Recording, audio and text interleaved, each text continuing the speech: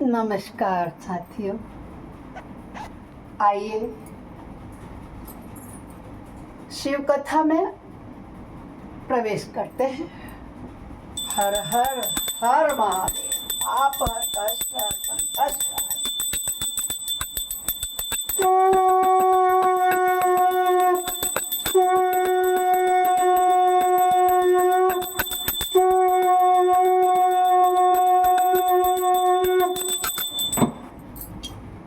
हर हर हर महादेव।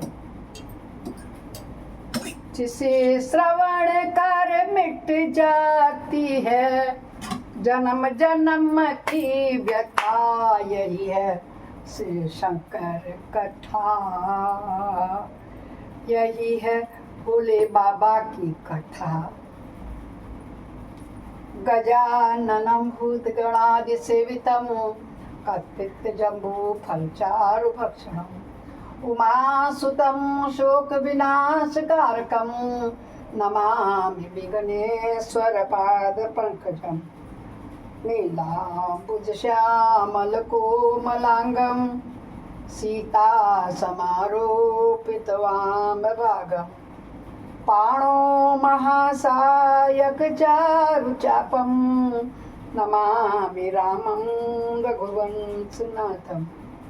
कर्पूरगारं करुणावतारं संसारसारं भुजगेन्द्रहारं सदा वसन्तं हृदयारविन्दे भवं भवानी सहितं नमामि। त्वमेव माता च पिता त्वमेव त्वमेव बन्धुश्च सखा त्वमेव त्वमेव विद्या द्रविणं त्वमेव त्वमेव सर्वं मम देव देव। गुरुर्ब्रह्मा गुरुर्विष्णु गुरुर्देवो महेश्वर गुरु साक्षात् परब्रह्म तस्मै श्री गुरुवे नमः। आनंदी आनंद कर सब संकट दूर, जो सेवक शरण पड़े सदा रहे भरपूर।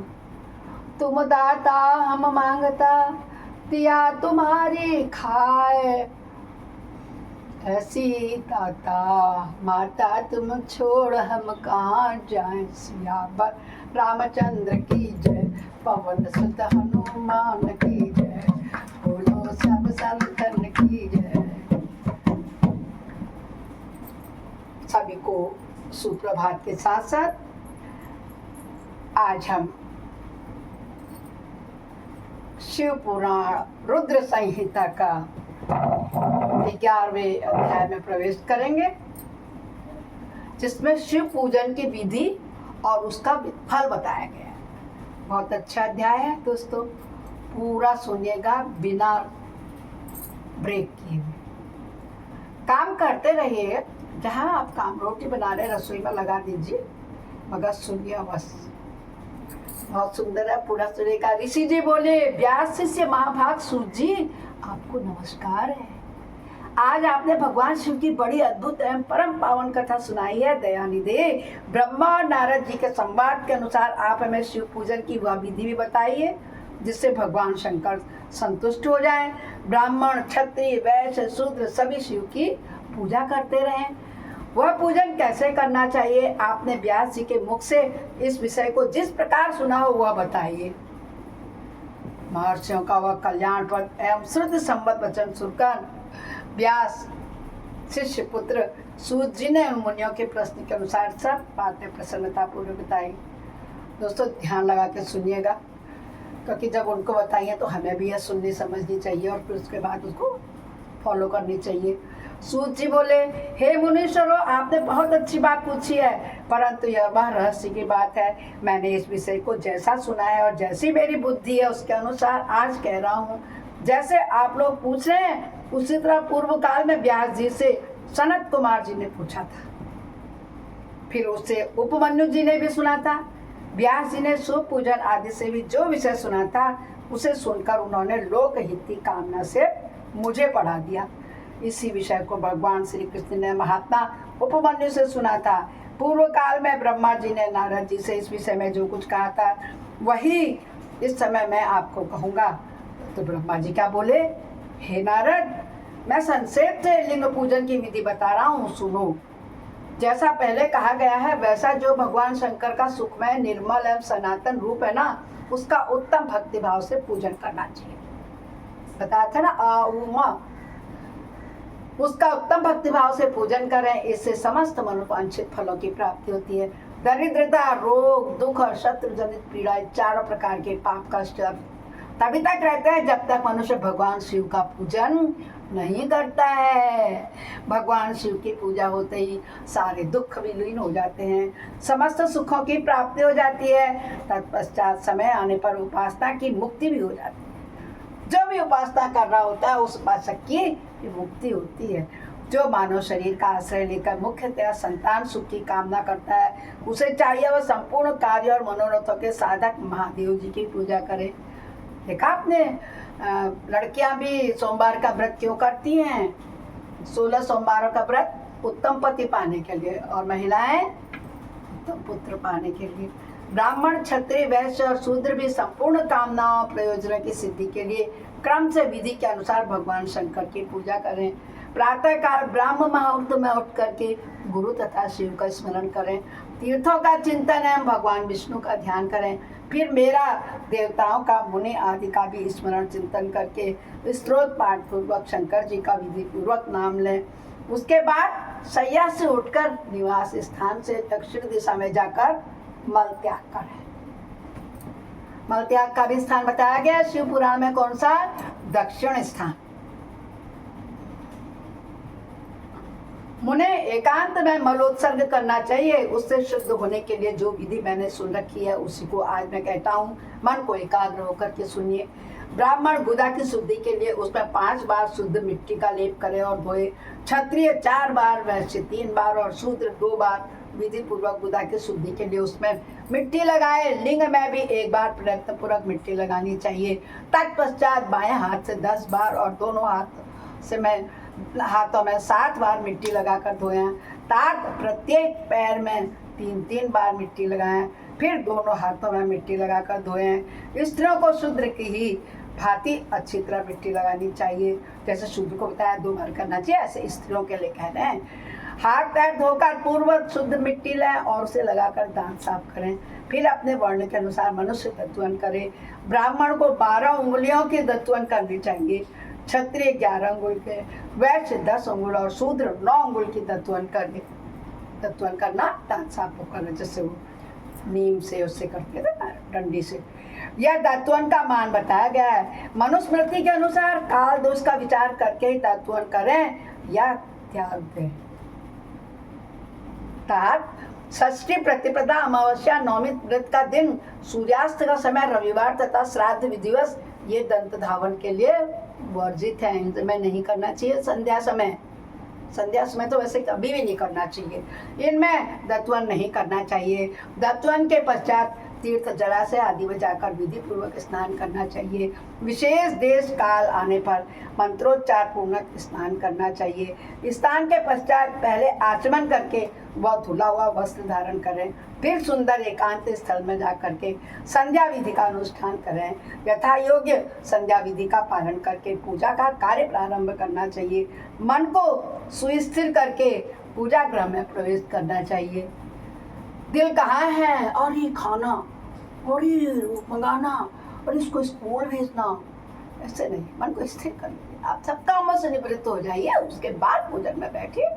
शिव पुराण में, रुद्र संहिता में यही कहा गया कि मन को स्थिर करने के बाद पूजा में बैठे। फिर सुंदर एकांत स्थान में बैठकर संध्या विधि का अनुष्ठान करें। यथा योग्य संध्या विधि का पालन करके पूजा का कार्य प्रारंभ करें। मन को सुस्थिर करके पूजा गृह में प्रवेश करें। वहां पूजन सामग्री लेकर सुंदर आसन पर बैठे। पहले न्यास आदि करके क्रम से महादेव जी की पूजा करें। शिव जी की पूजा से पहले गणेश जी की द्वारपालों की और दिक्पालों की भी जो भली भांति पूजा करके पीछे देवताओं के लिए पीठ स्थान की कल्पना करें अथवा अष्टदल कमल बनाकर पूजा द्रव्य के सीमेंट बैठे और उस कमल पर ही भगवान शिव को समासीन करें। तत्पश्चात 3 आचमन करके पुनः दोनों हाथ में लेकर के 3 प्राणायाम करके मध्यम प्राणायाम अर्थात कुंभक करते हुए और त्रिनेत्रधारी भगवान शिव को इस प्रकार ध्यान करें। किस प्रकार? देखिए, ध्यान लगा के करिए आप लोग भी। उनके 5 मुख हैं, 10 भुजाएं हैं, शुद्ध स्फटिक के समान उज्ज्वल कांति है, सब प्रकार के आभूषण उनके श्री अंगों को विभूषित करते हैं तथा वे व्याघ्र चर्म की चादर ओढ़े हुए हैं। इस तरह ध्यान करके यह भावना करें कि मुझे भी इनके समान यह रूप प्राप्त हो जाए। ऐसी भावना करके मनुष्य सदा के लिए अपने पाप को भस्म कर डालता है। इस प्रकार भावना द्वारा शिव का ही शरीर धारण करके उस परमेश्वर की पूजा करें। शरीर शुद्धि करके मूल मंत्र का क्रमशः न्यास करें अथवा सर्वत्र प्रणव से ही षडंग न्यास करें। मूल मंत्र क्या? ओम। बताया ना मैंने कितनी बार आपको।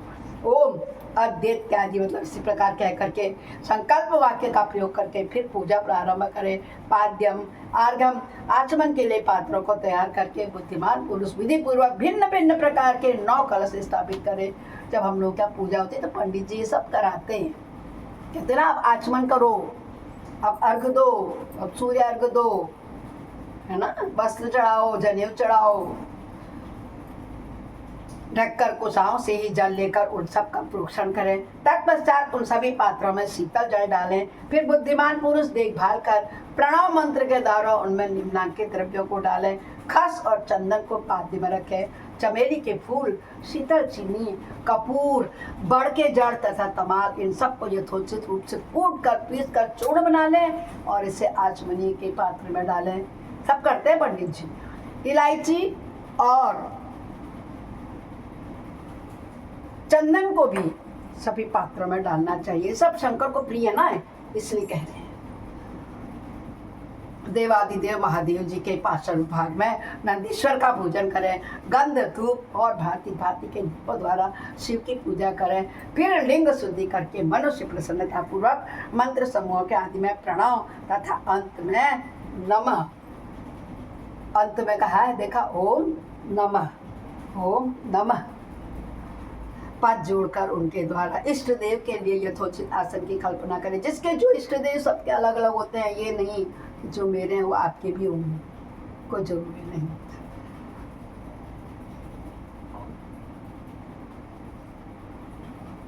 यह भावना करें कि इस कमल का पूर्व दल साक्षात अणिमा नामक ऐश्वर्य रूप तथा अविनाशी है, दक्षिण दल लघिमा है, पश्चिम दल महिमा और उत्तर दल प्राप्ति है, अग्निकोण का दल प्राकाम्य है, नैऋत्य कोण का दल ईशत है, वायव्य कोण का दल वशिष्ठ है, ईशान कोण का दल सर्वज्ञत्व है और उस कमल को कर्णिका का सोम कहा जाता है। सोम के नीचे सूर्य है, सूर्य के नीचे अग्नि है और अग्नि के नीचे धर्म आदि के स्थान है।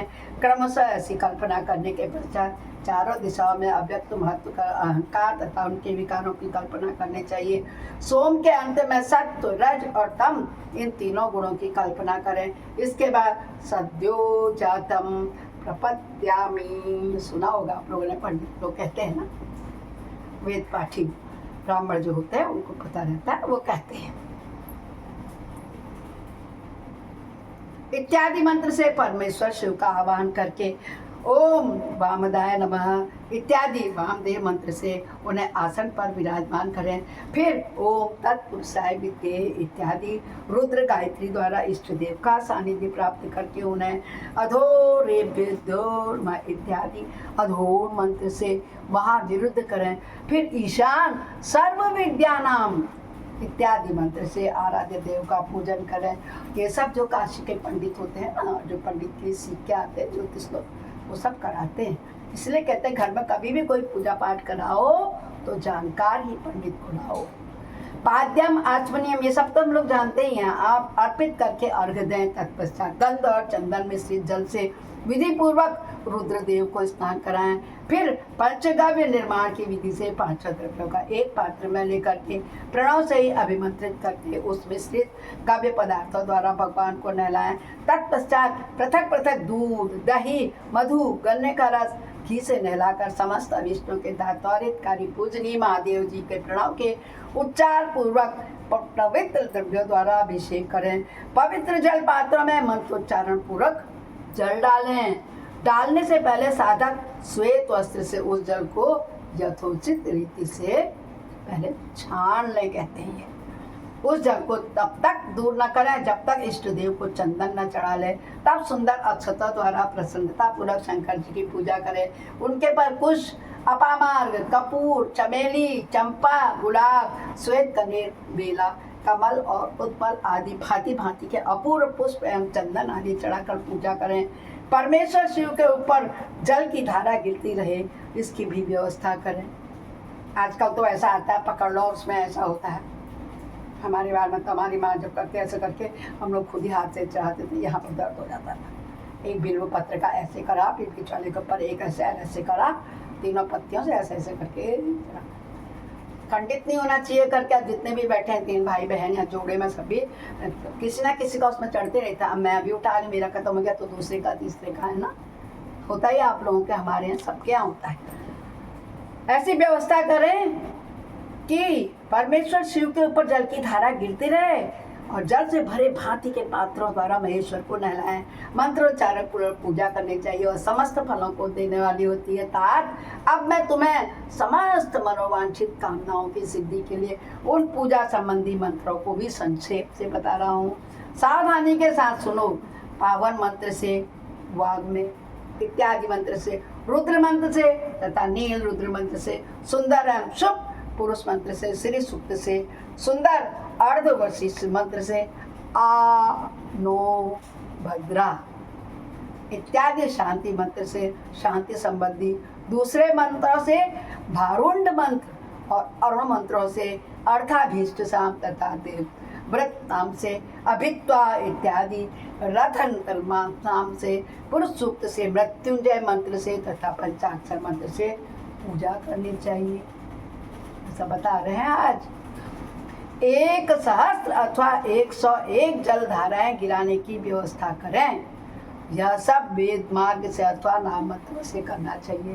तदंतर भगवान शंकर के ऊपर चंदन और फूल आदि चढ़ाएं। प्रणव से ही मुखवास, तांबूल आदि अर्पित करें।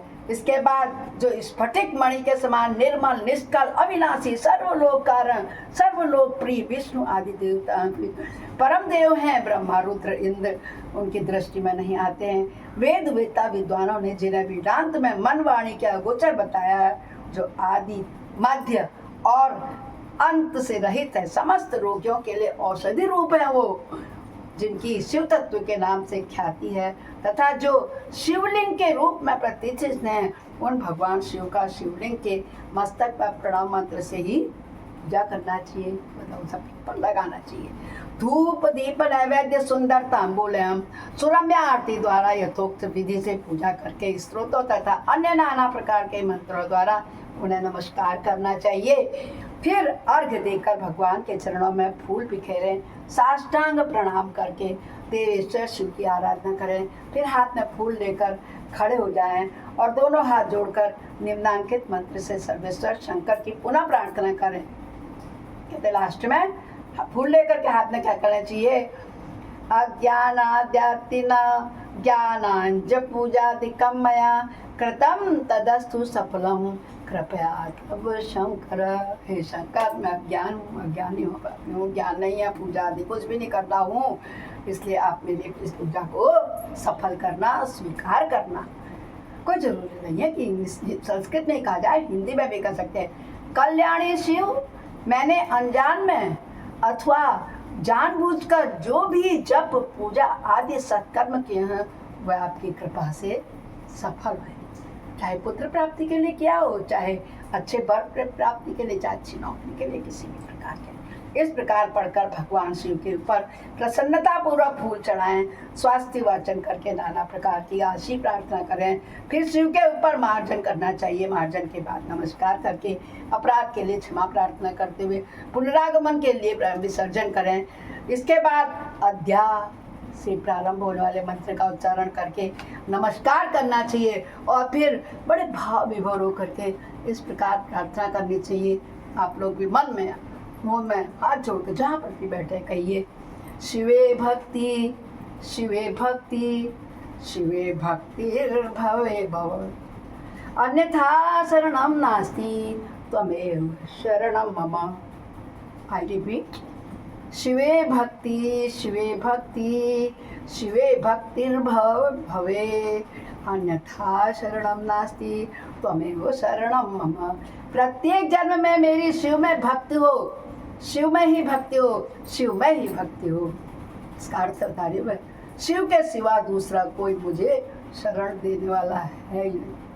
महादेव आप ही मेरे लिए शरणदाता हो। इस प्रकार प्रार्थना करके संपूर्ण सिद्धियों के दाता देवीश्वर शिव का पराभक्ति के द्वारा पूजन करें। विशेषकर गले की आवाज से भगवान को संतुष्ट करें। फिर सब परिवार नमस्कार करके अनुपम प्रसन्नता का अनुभव करके ये समस्त लौकिक कार्य सुखपूर्वक करता रहे। जो इस प्रकार शिव भक्ति परायण हो प्रतिदिन पूजा करता है, उसे अवश्य पग पग पर सब प्रकार की सिद्धियां प्राप्त होती जाती हैं। वह उत्तम वक्ता होता है, उसे मनोवांछित फल की निश्चय प्राप्ति होती है। रोग दुख, दूसरों के निमित्त से होने वाला उद्वेग, कुटिलता तथा विष आदि के रूप में जो जो कष्ट प्रस्तुत होता है, उसे कल्याणकारी परम शिव अवश्य नष्ट कर देते हैं। उस उपासक का कल्याण होता है भगवान शंकर की पूजा से, उसमें अवश्य सद्गुणों की वृद्धि होती है।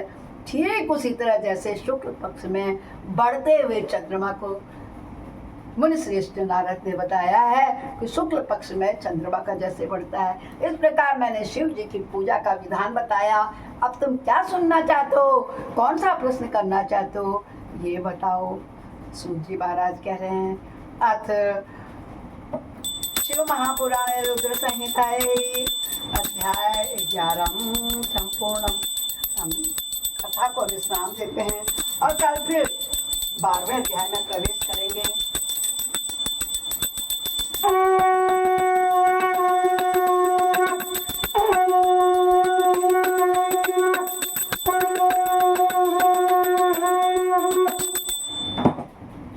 शिवाय नमः शिवाय नमः शिवाय नमः। अपराध सहस्राणि क्रियन्ते यानि चमया दासोऽयमिति माम त्वां क्षमयस्व परमेश्वरी। आवाहनं न जानामि विसर्जनं पूजां च न जानामि क्षम्यतां परमेश्वर। मंत्रहीनं क्रियाहीनं भक्तिहीनं शिवेश्वर यद पूजितं मया देवी परिपूर्णं तदत्सु मे। हे भगवान, सुबह शाम दिन रात मेरे द्वारा अनचाहे जो भी कष्ट पाप हो जाते हैं उनको क्षमा करो, मुझे आप करो, नाश करो।